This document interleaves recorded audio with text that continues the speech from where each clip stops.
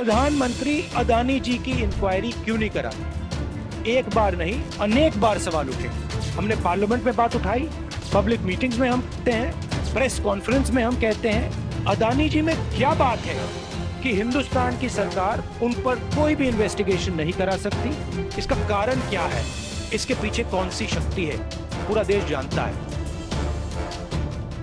नमस्कार, मैं पंकज प्रसून।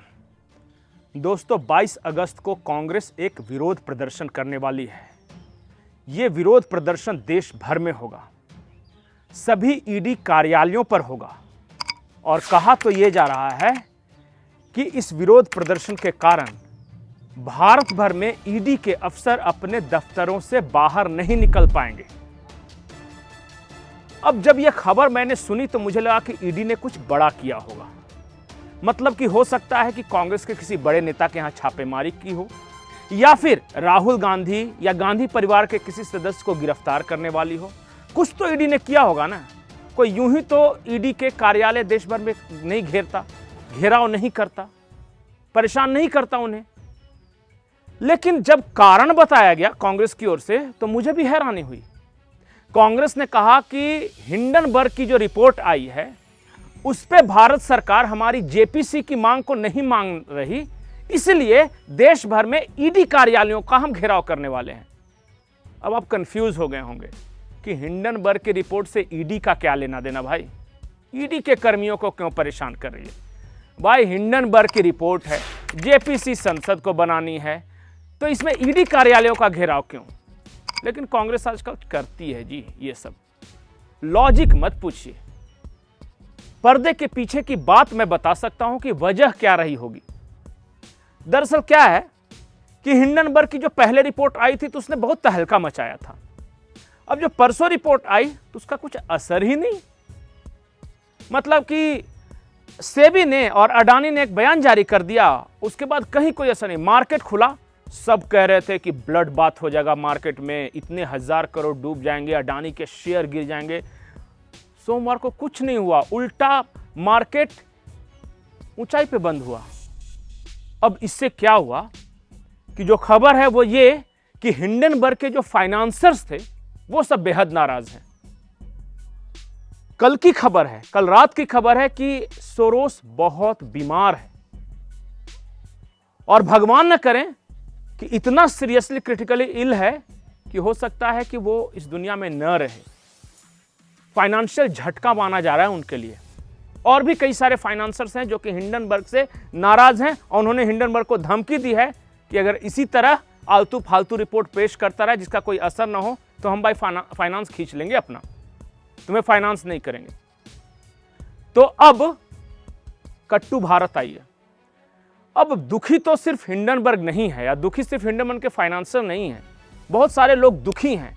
इसे न्यूज कैसे बनाया जाए, जन जन तक पहुंचाया कैसे जाए। तो एक काम करते हैं, घेराव और विरोध प्रदर्शन करते हैं। तो कहां कीजिएगा? सेबी के दफ्तर के बाहर, क्योंकि सेबी के चेयरपर्सन पे आरोप लगा है। तो नहीं, सेबी का दफ्तर तो दिल्ली में है, वहां घेराव या विरोध प्रदर्शन करने से बहुत ज्यादा असर नहीं पड़ेगा। तो क्या करना है? मंत्रियों के प्रधानमंत्री के आवास को घेरना है? तो नहीं जी, एक काम करते हैं, आसान चारा ढूंढते हैं।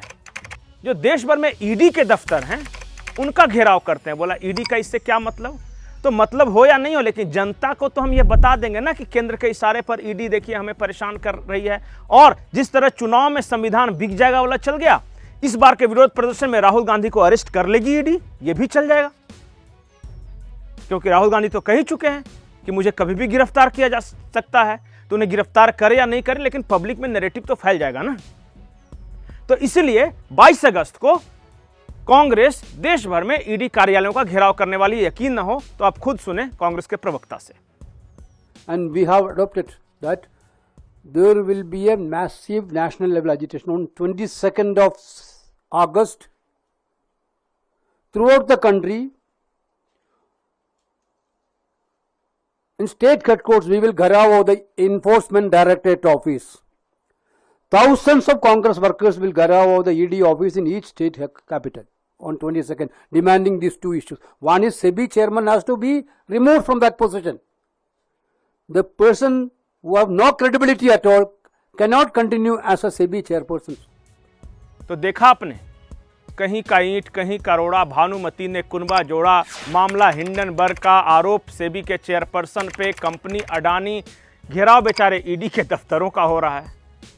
पर भारत की राजनीति ऐसी ही चलती है। फैक्ट्स, असली चीज क्या है? एक ऐसी रिपोर्ट जिसमें हिंडनबर्ग ने खुद से ही डिस्क्लेमर लगा दिया। हिंडनबर्ग ने कहा अपने ही रिपोर्ट के अंत में कि हमारी रिपोर्ट पे भरोसा मत करो, आप खुद जांच कर लीजिएगा, उसके बाद अपना स्टेप उठाइएगा भाई, हम जिम्मेदार नहीं हैं। और एक ऐसी रिपोर्ट को लेकर कांग्रेस 22 अगस्त को देश भर में ईडी कार्यालयों का घेराव कर रही है। जबकि देश में और भी मुद्दे हैं, कुछ और मुद्दे हैं जिन पे कांग्रेस ने सचमुच में नब्ज पे हाथ रखा है। कांग्रेस का दूसरा फेवरेट मुद्दा है जाति जनगणना। जाति जनगणना पे जयराम रमेश ने क्या कुछ कहा, आप सुनिए। राष्ट्रीय स्तर पर केंद्रीय सरकार द्वारा जातिगत जनगणना करना जरूरी है। संविधान के अनुसार जनगणना की जिम्मेदारी केंद्र सरकार की होती है, राज्य सरकारों की नहीं। राज्य सरकारें सर्वेक्षण करते हैं, पर कास्ट सेंसस की जिम्मेदारी सिर्फ केंद्र सरकार को दी गई है हमारे संविधान में। और तीसरी बात जो वेणुगोपाल जी ने कही है, जिस पर काफी लंबी बातचीत हुई, कि जो हमने चुनाव के प्रचार के समय संविधान की सुरक्षा के बारे में हमने जो मुद्दे उठाए थे, संविधान के जो अनेक प्रावधान हैं सामाजिक, आर्थिक और राजनीतिक न्याय को लेकर, उसका पालन करना, प्रावधानों का पालन करना, संविधान को सम्मान देना, उस पर भी लंबी बातचीत हुई।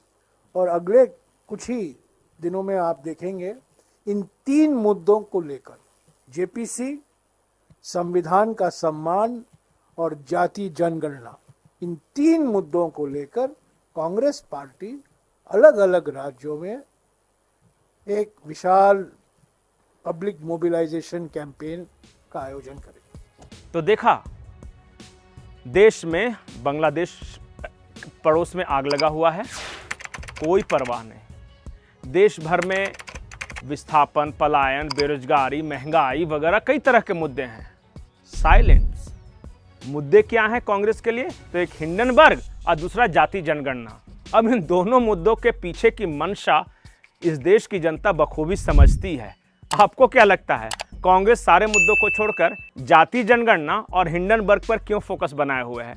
आप जो भी वजह समझते हैं कमेंट सेक्शन में जरूर लिखें। नमस्कार।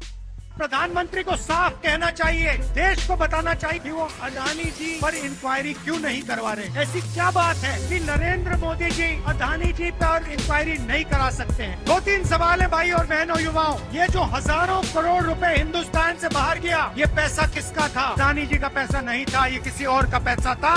किसका पैसा था? प्रधानमंत्री जी कोई इंक्वायरी नहीं करवाएंगे। मैं आपको साफ कह देता हूँ, हिंदुस्तान का प्रधानमंत्री अडानी जी पे कोई इंक्वायरी करा ही नहीं सकता, क्योंकि अगर उसका इंक्वायरी का नतीजा निकल गया तो नुकसान अडानी जी को नहीं होगा, नुकसान किसी और को होगा।